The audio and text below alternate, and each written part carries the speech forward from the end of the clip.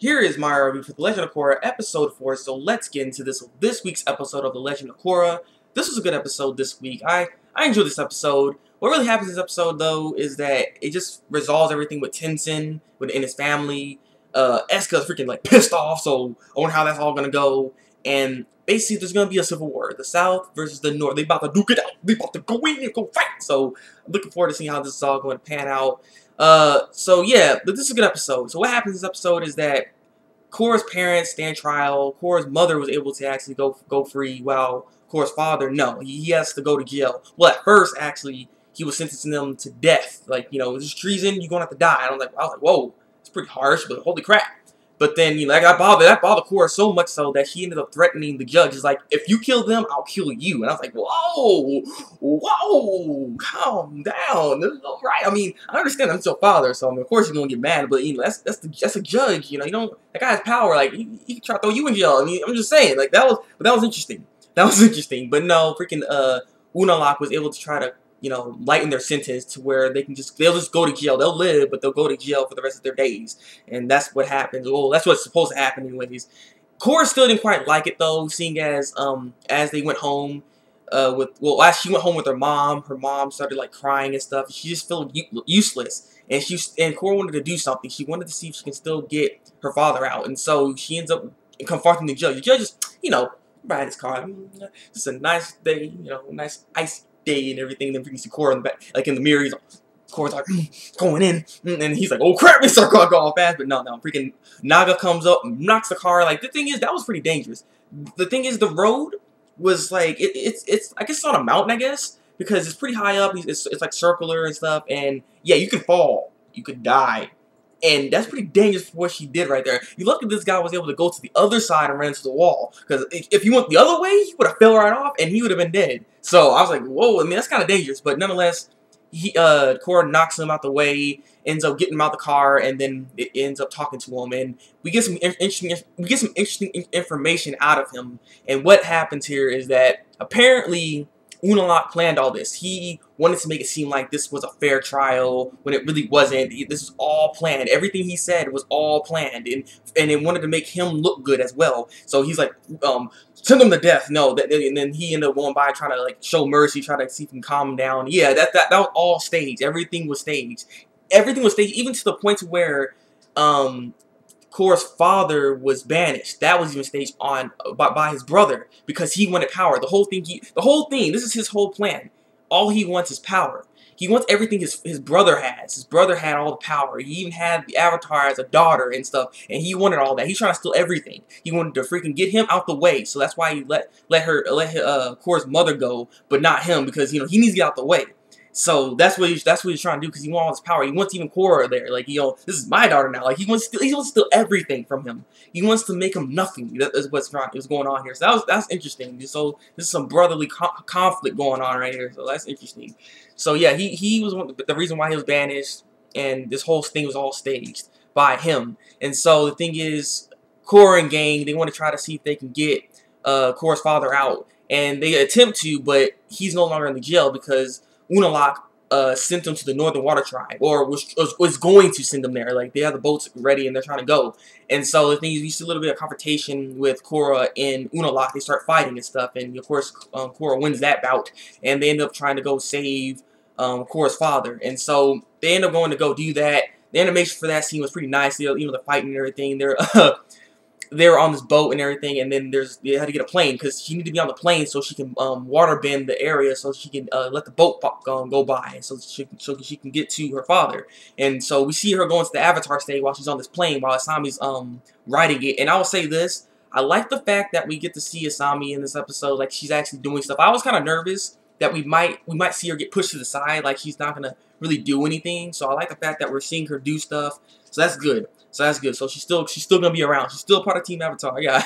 But yeah, we see Korra going to the Avatar state, and it was nice. It was really, really nice. Just a really fluid animation, just the way she pushed all the boats and crap out the way, and they got let it through, and then they ended up basically getting their father out. And when she got on the boat, by the way, too. This is one thing I have to admit. I'll have to admit, when it comes to Korra's water bending skills, she is very, very good. She is a very, very good water bender. Like, she just went up in there, she had like the water whip stuff and smacking everybody around, and then she froze the other person like simultaneously after. Like, it was good. Like, she shows. She has very, very good water bending skills. So I have to give her praise. Every time I see that, I have to give her praise. Like, it's always so good to see that. So yeah, she ends up getting her father out, and once she got her father out, they end up escaping, and basically this is gonna be the plan for now.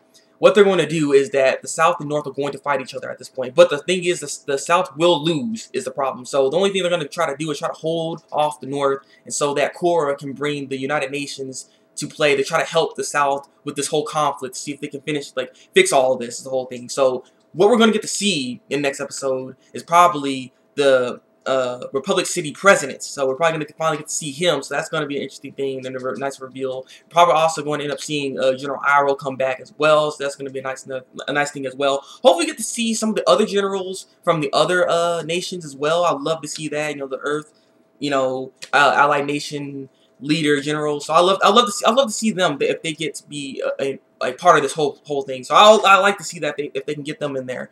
So that was good. So that's basically the episode right there. There's problems with when it comes to Eska and Bolin. Eska, like, Bolin wanted to break up with Eska, and this time he tried to be honest with himself and just try to be honest with her. And that honesty basically gets Eska to try to marry him now because they want to revitalize their love. And you know, the thing is, he had like the that charm necklace thingy that, you know, a guy's supposed to give to a girl, but it's on him for some reason. Like, I don't know, freaking Eska's a freaking beast. Like, she just don't give a crap, you know. She's just something wrong with that girl. Something wrong with her. Like, I like Eska. She's just funny. She's very funny, but I can see why people don't really like her. Like, the thing is, this episode probably won't be as good as people might not see this episode as good because Eska and Bolin's whole problem was really like, there's a lot of this in this episode. So I mean, people might not like that, so they might not like this episode that much. But I liked it. It was funny. It was good. And like I said, she got mad because Bolin was really trying to break up, but in the whole conflict and everything that was going on with the North and the South, he's like, yeah, so I can finally just get away from that girl. And no, you know, because he ran away from the marriage. So Eska, we see her like in the episode, she's like water bending like really, really quick. Like, she's a beast. Like, she's just going up in there. Like, she looks so mad. Like, makeup's coming off, and then she's crazy. She's so freaking crazy. It's not even funny. So I like to see how this whole thing's gonna get resolved with Bolin and Eska, because I want to see how this is gonna go. So that was a nice little funny thing in this episode. And when it comes to Tenzin and his family and everything, so Tenzin ends up finding Ikki, and basically Tenzin ends up deciding to stay with Ikki because, you know, he doesn't really want to go back either because he's having family issues. And this is where like a nice little bonding moment actually happens here, and it was nice. It was nice. Basically, like, you know, he's both agreeing with each other. Like, you know, family can be hard to be around with and all that stuff. And he's like, yeah, I can totally agree with you. And the thing is, they actually had like these little small Sky Bisons there with them. It was cute. It was cute. But the thing is, you know, the mother and father Sky Bisons end up coming by, and then, you know, little kids end up going to their parents and everything. And it kind of just shows that regardless of anything, even if you fight and argue and stuff, family is family. Always gonna still be there be there for you and with you. So, you know, it can be a pain in the butt, but they still love you. So that's kind of like the moral of this part of this episode with Tenzin and everything. And so Kaya, Bumi, and Tenzin also end up making up as well once they go back. Same thing with Ikki and Milo and Jinora. They end up making up. Though before Tenzin and Ikki go back, we see Bumi like talking to the Avatar Aang statue basically, and he's like, "Hey, father, you know, I hope that I'm making you proud and stuff, and, you know, I'm sorry that I, you know, couldn't have been an airbender that you wanted." So that's kind of interesting, you know, that he says something like that. It just seems like he has the most trouble in the family, seeing as, you know, he's not a bender. You know, he's having a really hard issue with this. Like, he's having a lot of problems with this, and he can't really. It's like he can't really find his resolve for this, you know. Like, he really hopes he's making his father proud because he's trying to do the best he can to actually help the world and stuff. And the thing is, we see Kaya come by, and Kaya's like, "Yeah, he's proud of you. Like, you don't have to really worry about something like that. You know, it's all good." So I like that. I like that little you know, conversation that he had and that they had together. So that was nice.